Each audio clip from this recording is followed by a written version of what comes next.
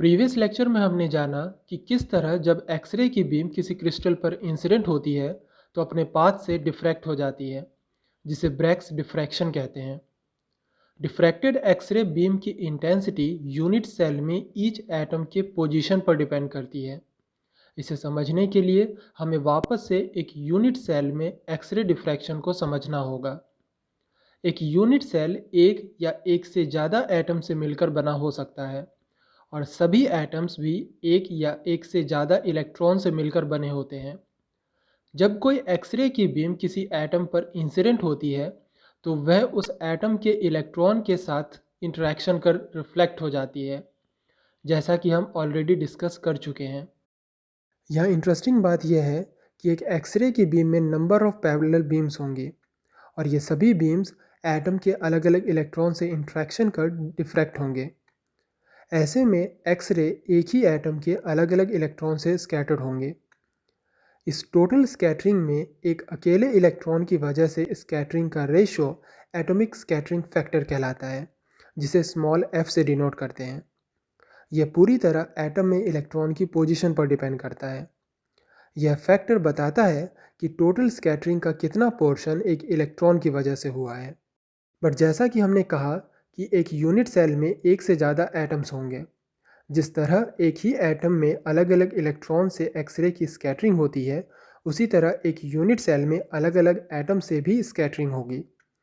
इन सभी एटम से x ray scattering का समेशन यानी एटॉमिक स्कैटरिंग फैक्टर का समेशन ही ज्योमेट्रिकल स्कैटरिंग फैक्टर कहलाता है।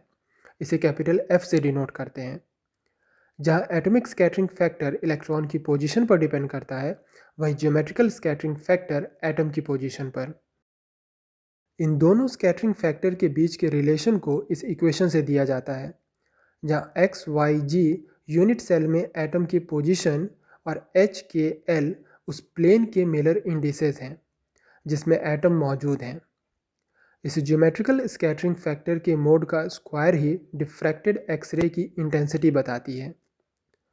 अगर मोड स्क्वायर नॉन जीरो आता है तो हमें डिफ्रैक्शन पीक ऑब्जर्व होगी, अदरवाइज नहीं। इसे अलग अलग लैटिस के लिए समझते हैं। सबसे पहले बात करते हैं सिंपल क्यूबिक की। जैसा कि सिंपल क्यूबिक के बारे में हम ऑलरेडी पढ़ चुके हैं कि सिंपल क्यूबिक में टोटल नंबर ऑफ एटम्स का कंट्रीब्यूशन 1 और एटम्स के position coordinate n, l, m होते हैं। अगर एटम को ओरिजिन पर माने तो इसके कोऑर्डिनेट 0, 0, 0 होंगे। नाउ इन वैल्यूज़ को रिलेशन में सब्सटीट्यूट करें तो हमें ज्योमेट्रिकल स्कैटरिंग फैक्टर f मिलता है, मीन्स नॉन जीरो। इसका मतलब एटम किसी भी मिलर इंडिसेस वाले प्लेन पर हो, सिंपल क्यूबिक लैटिस के लिए डिफ्रैक्शन पीक हमेशा मिलेगी। सिंपल क्यूबिक में यह h के l के किसी भी कॉम्बिनेशन पर पीक देता है। अब बात करते हैं BCC की। BCC में टोटल नंबर ऑफ एटम्स का कंट्रीब्यूशन 2 होता है और उनके कोऑर्डिनेट्स इस तरह दिए जाते हैं। इसमें से एक कोऑर्डिनेट कॉर्नर एटम का और दूसरा सेंटर एटम का है। अगर कॉर्नर एटम को ओरिजिन पर माने तो सेंटर एटम के कोऑर्डिनेट्स 1/2, 1/2, 1/2 होंगे। इन वैल्यूज़ को रिलेशन में सब्सटीट्यूट कर सॉल्व करने पर ज्योमेट्रिकल स्कैटरिंग फैक्टर का हमें यह रिलेशन मिलता है। अगर h plus k plus l even हो तो एक्सपोनेंशियल टर्म की वैल्यू +1 होगी, जिसे ज्योमेट्रिकल स्कैटरिंग फैक्टर 2f के इक्वल आती है, यानी नॉन जीरो। लेकिन अगर h plus k plus l odd होगी तो एक्सपोनेंशियल टर्म की वैल्यू -1 आती है, जिससे ज्योमेट्रिकल स्कैटरिंग फैक्टर 0 हो जाती है। कहने का मतलब है कि BCC लैटिस में हमें डिफ्रैक्शन पीक तभी मिलेगी जब प्लेन के मिलर इंडिसेस के सम इवन हो। अब बात करते हैं FCC लैटिस की। FCC लैटिस में नंबर ऑफ एटम्स का टोटल कंट्रीब्यूशन 4 और बेसिस कोऑर्डिनेट्स यह होते हैं, जहां फर्स्ट कोऑर्डिनेट कॉर्नर एटम के और बाकी के 3 कोऑर्डिनेट्स फेस सेंटर्ड एटम के हैं। अगर कॉर्नर एटम को ओरिजिन पर माने तो फेस सेंटर्ड एटम्स के कोऑर्डिनेट्स 1/2, 1/2, 0, 1/2, 0, 1/2 और 0, 1/2, 1/2 होंगे। इन वैल्यूज़ को रिलेशन में सब्सटीट्यूट कर सॉल्व करने पर हमें ज्योमेट्रिकल स्कैटरिंग फैक्टर का यह रिलेशन मिलता है। अगर मिलर इंडिसेस h, k और l तीनों इवन हो तो इनके किन्हीं भी दो का कॉम्बिनेशन भी इवन ही होगा, जिसे ज्योमेट्रिकल स्कैटरिंग फैक्टर 4f आता है, मीन्स नॉन जीरो। इसी तरह अगर h, k और l तीनों ऑड हों तो भी किन्हीं दो का कॉम्बिनेशन इवन ही आएगा। अगेन हमें ज्योमेट्रिकल स्कैटरिंग फैक्टर 4f मिलेगा।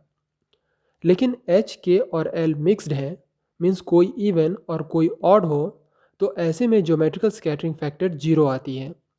कहने का मतलब है कि FCC में केवल उन्हीं लैटिस प्लेन के लिए पीक ऑब्जर्व होती है जिनके मिलर इंडिसेस के सभी इंडिसेस या तो इवन हो या ऑड, मिक्स नहीं। इन तीनों लैटिसेस के लिए मिले ज्योमेट्रिकल स्कैटरिंग फैक्टर के रिजल्ट्स को समराइज करें तो यह सिलेक्शन रूल कहलाता है, जो बताता है कि h के l की किस वैल्यू के लिए हमें डिफ्रैक्शन पीक मिलेगी और किसके लिए नहीं। इसके अकॉर्डिंग सिंपल क्यूबिक में h के l के सभी कॉम्बिनेशंस अलाउड हैं, मीन्स h के l के सभी कॉम्बिनेशंस डिफ्रैक्शन पीक देते हैं। वहीं BCC में h के l के केवल वही वैल्यूज़ अलाउड हैं जिनका सम इवन हो, बाकी सभी के लिए पीक इंटेंसिटी 0 आती है। FCC लैटिस में h के l की केवल अनमिक्स्ड वैल्यूज़ ही अलाउड हैं, मीन्स या तो तीनों इंडिसेस इवन हो या तीनों ऑड हो। इन सिलेक्शन रूल्स के बेसिस पर अगर मिलर इंडिसेस के अलग अलग वैल्यूज़ के लिए तीनों लैटिसेस में डिफ्रैक्शन को चेक करें तो h के l का फर्स्ट कॉम्बिनेशन 100 होगा। जैसा कि हमने जाना कि सिंपल क्यूबिक में h के l की सभी वैल्यूज़ अलाउड हैं, जबकि BCC में यह वैल्यूज़ अलाउड नहीं होंगे क्योंकि इन तीनों का सम इवन नहीं है। FCC में भी यह अलाउड नहीं होगी क्योंकि h ऑड है जबकि k और l इवन है। h के l का नेक्स्ट कॉम्बिनेशन होगा 110। यह कॉम्बिनेशन सिंपल क्यूबिक और BCC दोनों में अलाउड है जबकि FCC में ये नहीं। इसी तरह हम h के l के अलग अलग कॉम्बिनेशंस को चेक कर सकते हैं। यह ध्यान रखें कि h² + k² + l² = 7 पॉसिबल नहीं है क्योंकि h के l का कोई भी कॉम्बिनेशन यह वैल्यू नहीं देता। Sodium chloride crystal is a FCC lattice, a basis consisting of sodium and chloride ions separated by half the body diagonal of a unit cube. Which of the planes corresponding to the Miller indices given below will not give rise to the Bragg's diffraction of X-rays? Question में यह पूछा गया है कि Miller indices के किस combination के लिए हमें डिफ्रैक्शन नहीं मिलेगा। जैसा कि हमने पढ़ा है कि FCC में मिलर इंडिसेस की केवल वही वैल्यूज़ अलाउड हैं जो अनमिक्स्ड हो। ऐसे में केवल ऑप्शन 3 ही ऐसा है जिसमें मिलर इंडिसेस मिक्स्ड फॉर्म में है। h और k इवन वैल्यूज़ हैं जबकि l ऑड है। मिलर इंडिसेस के इस कॉम्बिनेशन के लिए हमें डिफ्रैक्शन नहीं मिलेगा। Consider x-ray diffraction from a crystal with a FCC lattice. The lattice plane for which there is no diffraction peak is. यह भी प्रीवियस क्वेश्चन की तरह ही है। चारों ऑप्शन में से केवल ऑप्शन 1 ही है जिसमें अनमिक्स्ड मिलर इंडिसेस हैं। इस कॉम्बिनेशन के लिए हमें कोई डिफ्रैक्शन पीक नहीं मिलेगी। अब बात करते हैं डायमंड लैटिस की। तो डायमंड एक नॉन ब्रावियस लैटिस है जिसे ब्रावियस लैटिस बनाने के लिए माना जाता है कि यह दो अलग अलग तरह के कार्बन एटम से मिलकर बना है जिनके कोऑर्डिनेट्स यह होते हैं। इन वैल्यूज़ को रिलेशन में सब्सटीट्यूट करने पर डायमंड के लिए ज्योमेट्रिकल स्कैटरिंग फैक्टर यह आता है। नाउ अगेन h के l के डिफरेंट कॉम्बिनेशंस की बात करें तो अगर h के l का सम ट्वाइस ऑफ इवन नंबर हो तो ज्योमेट्रिकल स्कैटरिंग फैक्टर 2f आती है। लेकिन अगर h के l का सम ट्वाइस ऑफ ऑड वैल्यूज़ हो तो 0। इसी तरह अगर तीनों के सम ऑड हो तो यह फैक्टर एक कॉम्प्लेक्स नंबर देता है। ब्रैग्स डिफ्रैक्शन के रिलेशन से हम जानते हैं कि साइन स्क्वायर थीटा प्रोपोर्शनल होता है h² + k² + l² के। मीन्स किन्हीं दो प्लेन के लिए साइन स्क्वायर थीटा का रेशो उन प्लेन्स के लिए h² + k² + l² के रेशो के प्रोपोर्शनल होगा। सिंपल क्यूबिक की बात करें तो इस चार्ट में हमने देखा कि सिंपल क्यूबिक में h² + k² + l² के सभी वैल्यूज़ डिफ्रैक्शन पीक देते हैं। मीन्स इनका रेशो 1:2:3:4 है। लेकिन BCC में h² + k² + l² की 2, 4, 6, 8, 10 वैल्यूज़ ही डिफ्रैक्शन पीक देती हैं।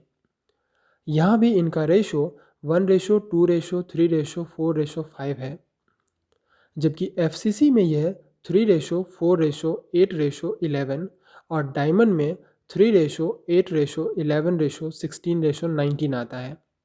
In a power diffraction experiment using copper radiation of wavelength 1.54 angstrom, the first 5 lines are observed from a monoatomic crystal for which sin squared theta are given.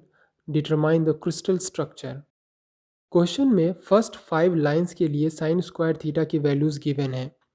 इसे ध्यान से देखें तो third value second value के लगभग double है, जबकि first value second value के हाफ से ज़्यादा है।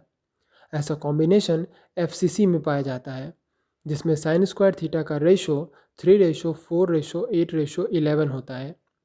थर्ड वैल्यू सेकेंड वैल्यू की डबल है, जबकि फर्स्ट वैल्यू सेकेंड वैल्यू के हाफ से ज़्यादा। मीन्स यह स्ट्रक्चर एक FCC लैटिस की है।